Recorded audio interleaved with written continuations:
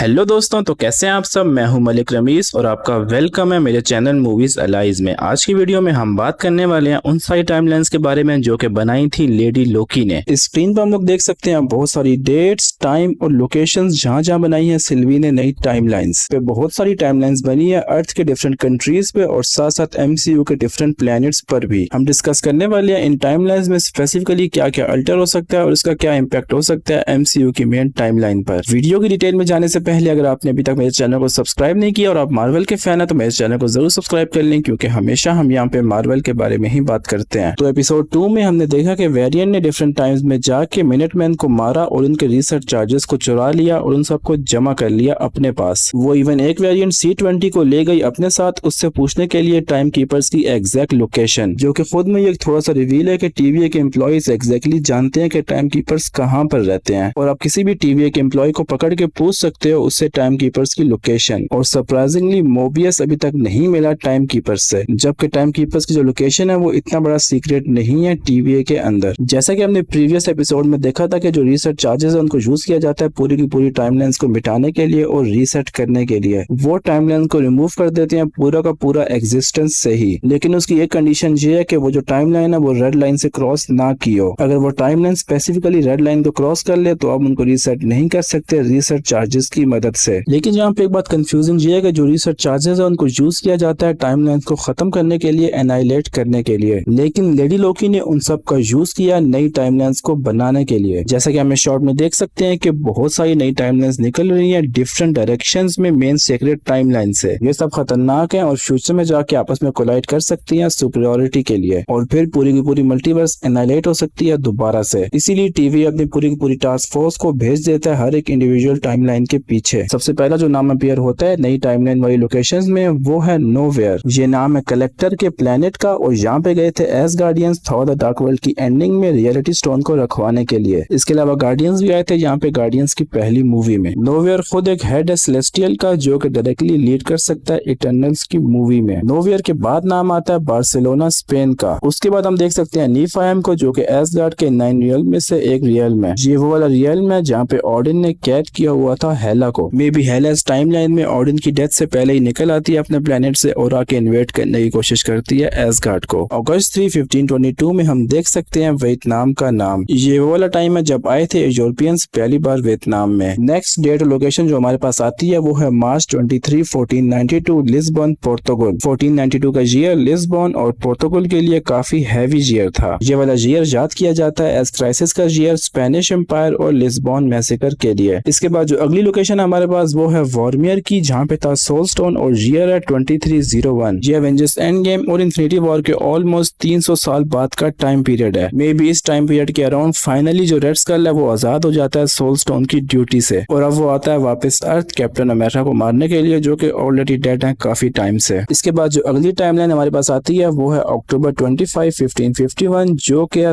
Thornton USA में। ये बात थोड़ी सी कंफ्यूजिंग है क्योंकि उस टाइम एग्जिस्ट नहीं करता था यूएसए। नवंबर 22, 1999 कोकविल है हमारे पास अगली लोकेशन और यहाँ पे आया था एक टोर्नेडो जिसने मार दिया था पूरे 22 लोगों को। 2004 एसगार्ड है हमारे पास अगली लोकेशन और ये टाइम पीरियड था ऑलमोस्ट 6 साल पहले थॉर की पहली मूवी के इवेंट से। मे बी यहाँ पॉसिबिलिटी है कि थॉर ऑलमोस्ट 6 साल पहले बन जाता है एसगार्ड का किंग और फिर थॉर कंट्रोल में कर लेता है लोकी को और फिर इवेंट्स नहीं होते एवेंजर्स की पहली मूवी के और ना ही थॉर द डार्क वर्ल्ड के। फिर ना ही होती है एवेंजर्स एज ऑफ अल्ट्रॉन और थैनोस डायरेक्टली आता है प्रोबेबली एवेंजर्स इन्फिनिटी वॉर के इवेंट्स में। एज ऑफ अल्ट्रॉन इसलिए नहीं होती क्योंकि वहाँ पे नहीं होता माइंड स्टोन। ओरिजिनली लोकी लेके आया था थैनोस से माइंड स्टोन और उससे बनाया गया था अल्ट्रॉन को। तो ना एवेंजर्स एज ऑफ अल्ट्रॉन के इवेंट्स होते और प्रोबेबली इन्फिनिटी वॉर के इवेंट्स भी ना होते। इन्फिनिटी वॉर में थैनोस वेट कर रहा था प्रोबेबली ऑडिन की डेथ का। ऑडिन की डेथ के बाद थैनोस ने अटैक किया अर्थ पर। अगर थॉर जिंदा होता तो लोकी ना करता जो कुछ उसने किया ऑडिन के साथ और इस वजह से ऑडिन भी जिंदा होते और चिल कर रहे होते एसगार्ड में। जो अगली डेट है हमारे पास वो है अक्टूबर 3, 1390 की। लोकेशन है रोम इटली की। तो मे बी ये वो टाइम पीरियड है जब पहली बार आए थे वेस्टर्न्स रोम में। इसके बाद गए हमारे पास एक डेट आती है 1984 सकार की जो कि है ट्रैश प्लेनेट थॉर रैग्नारोक से। ये डेट अराउंड उस टाइम पीरियड की हो सकती है जब होते थे ग्रैंड मास्टर के बाद अपने पुरानी चैंपियंस जो के थे हल्क से भी पहले। मे बी ये टाइम उस टाइम पीरियड के अराउंड है जब होता था बीटा रिबिल्ड ग्रैंड मास्टर का चैंपियन। इसके बाद हमारे पास कुछ यूजलेस डेट्स और उसके बाद आती है ईगो 1382 की date. Ego the living planet, जेनी के स्टार लॉर्ड के father, Guardians of the Galaxy volume 2 से, और ईयर है 1382, प्रोबेबली वो वाला टाइम जब ईगो की जो कंस्ट्रक्शन है वो कंप्लीट नहीं हुई थी। ईगो ने जैसा कि बताया था कि उसने इस प्लेनेट को फॉर्म किया layer by layer, may be उस टाइम पीरियड में ईगो पूरी तरह फॉर्म भी नहीं हुआ होगा। इसके बाद गाइस हमारे पास एक डेट लोकेशन आती है 1982 टाइटन की। टाइटन से या थैनोस, और उस टाइम पीरियड में इस बात की पॉसिबिलिटी है कि थैनोस का प्लेनेट जिंदा हो पूरी तरह, और मे बी इस अल्टरनेट टाइमलाइन में थैनोस का प्लेनेट कभी भी डिस्ट्रॉय ना हुआ हो और थैनोस ने फिर एवेंजर्स इन्फिनिटी वॉर और एंड गेम के इवेंट्स ना किए हो। इसके बाद सारी डेट्स ऑलमोस्ट यूजलेस हैं, और फिर एक डेट आती है मार्च 151 एडी की। ये लोकेशन है हालांकि जो कि क्री की होम वर्ल्ड। इसके बाद गाइस हमारे पास दो और काम की डेट्स आती हैं, उनमें से एक है जेंडार की और एक है जोटुनाइम की। जेंडार को डिस्ट्रॉय किया था थैनोस ने इन्फिनिटी वॉर से पहले, और वो प्लेनेट है नोवा कॉर्प्स का। मे बी इस टाइमलाइन में थैनोस बहुत पहले आता है और आके जेंडार को पूरे 1000 साल पहले तबाह कर देता है, और थैनोस पूरे 1000 साल पहले मिशन अपना स्टार्ट कर देता है इन्फिनिटी स्टोन्स को कलेक्ट करने का। इसके बाद गाइस जो एक और लोकेशन हमारे पास आती है वो है जोटुनाइम की, और वो बर्थ प्लेस है लोकी की। जैसा कि हमने बात की थी कि जो लोकी है वो सन है लाफी का, और ओडिन ने उसको उठा के मैजिक स्पेल अप्लाई किया था उस पे, और उसकी लुक चेंज कर दी थी एज गार्डियंस के लुक जैसी। तो दोस्तों मे भी एक ऐसी टाइमलाइन हो जब कभी ओडिन ने उठाया ही ना हो लोकी को वहां से, और लोकी पला बड़ा हो एज फ्रॉस्ट जायंट। तो दोस्तों आज के लिए इस वीडियो में इतना ही। अब मैं आपको बता देता हूँ उस क्वेश्चन का आंसर जो कि मैंने पूछा था अपनी लास्ट वीडियो में। क्वेश्चन था कि आयरन मैन 3 में अपीयर होने वाले बच्चे का नाम क्या था। उसका आंसर है हार्ली। अब जो अगला क्वेश्चन है वो है गमोरा के बर्थ प्लेनेट का नाम क्या है। मुझे इस क्वेश्चन का आंसर कमेंट्स में जरूर बताएं, और मुझे इंस्टाग्राम पे फॉलो करना बिल्कुल भी मत भूलें फेस रिवील के लिए और Q&A के लिए। तो मिलते हैं आपसे अगली वीडियो में। Till then be happy and piece.